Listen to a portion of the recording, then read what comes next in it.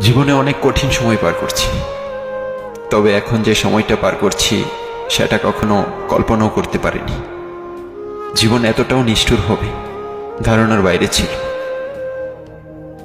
মাঝে মাঝে নিজের ভাগ্যটাকেও নিয়ে অনেক আফসোস হয়।